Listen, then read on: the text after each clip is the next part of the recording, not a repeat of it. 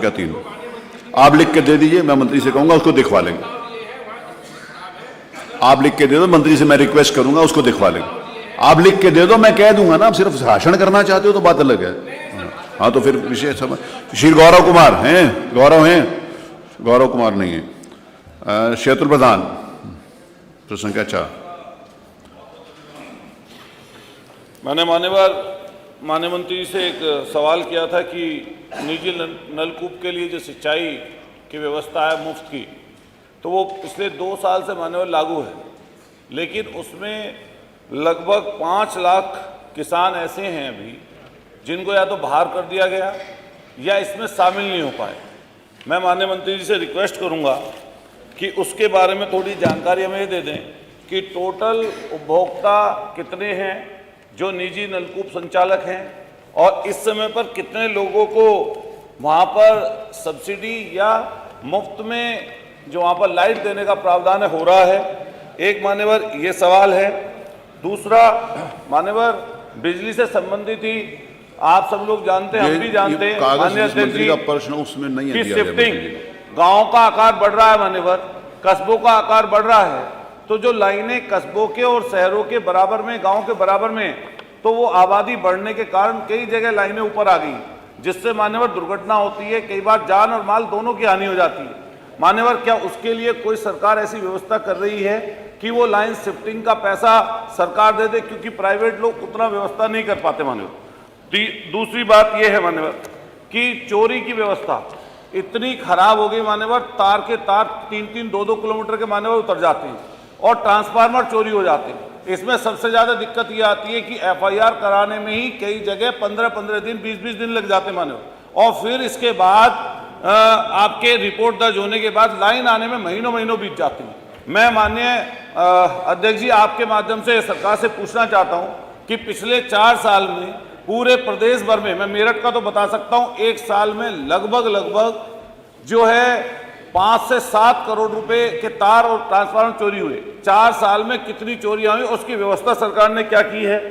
एक माननीय मंत्री से मेरा सवाल ये है कि जो लाइनमैन हैं हमारे यहाँ बड़ी संख्या में मान्यवर आउटसोर्सिंग के कर्मचारी आपके बिजली विभाग में हैं, उनकी इतनी बुरी व्यवस्था है, दुर्दशा इतनी ज़्यादा उनकी हो चुकी है कि बहुत कम पैसों में रात और दिन मान्यवर वो काम करते हैं, और फिर उसके बाद में कई लोगों की दुखद मौत हो जाती है। कोई महीना मान्यवर ऐसा नहीं बीतता किसी जिले में जहां पर 2-2, 4-4, 6-6 लोगों की जानें ना चली जाती हूँ। मैं माननीय मंत्री से पूछना चाहता हूं, क्या उनके लिए कोई सुविधा या उनको परमानेंट करने की कोई उन लाइनमैनों की व्यवस्था सरकार कर रही है? एक मान्यवर मैं और आपसे सवाल करूंगा कि OTS स्कीम मान्यवर, बस मैं कुछ और चीज नहीं बोलूँ। OTS स्कीम मान्यवर आपकी आई थी, अच्छी स्कीम थी और कई लोगों को उससे लाभ मिला है, लेकिन इसके बावजूद भी बहुत सारे उपभोक्ता ऐसे रह गए मान्यवर जो उस स्कीम में नहीं आ पाए, या किस कारण से नहीं आ पाए, या आपको पता हो? क्या उसकी संख्या कुछ है? अगर उनकी संख्या कुछ है, क्या उनको शामिल करने का सरकार कोई काम करेगी? माननीय मंत्री जी प्रश्न मूलतः किसानों की सिंचाई और उनकी बिजली व्यवस्था का था।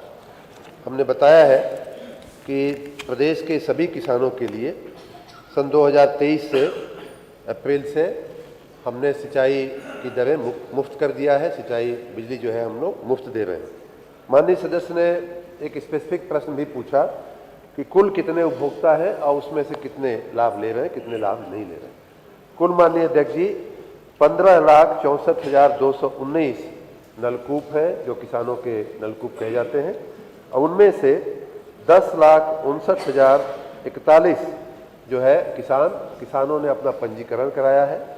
विभाग को, आप एक सरकारी व्यवस्था को, इतना तो आप मानोगे कि कोई भी किसी भी सुविधा का लाभ देने के लिए उस व्यक्ति, संस्था या किसान को पंजीकरण कराना तो आवश्यक होगा, नहीं तो हम किस हिसाब से, कैसे हम किसी को किसान मानेंगे, कैसे किसी को किसान नहीं मानेंगे। तो सिंपल सी साधारण सी बात है कि पंजीकरण जो जिन लोगों ने, किसानों ने कराया है उनको लाभ मिल रहा है। दूसरी बात, जिन लोगों ने नहीं कराया है उनका भी हम बिजली का बिल वसूल नहीं रहे, उनके यहाँ भी कहीं कोई बिजली का बिल मांगना नहीं जा रहा है। लेकिन मैं इस सदन के मार्फत, सब आपके मार्फत, मैं किसानों से जरूर निवेदन करूंगा कि आप शीघ्र पंजीकरण करा लें। पंजीकरण हम इसलिए करने को कह रहे हैं कि हमें सरकार से कितने किसानों को कितने हजार करोड़ रुपए की हमने बिजली मुफ्त में दिया है, वो हिसाब किताब हमें सरकार को देना होता है, बिजली विभाग को देना होता है। और उसके बाद सरकार हमको उसकी सब्सिडी देती है।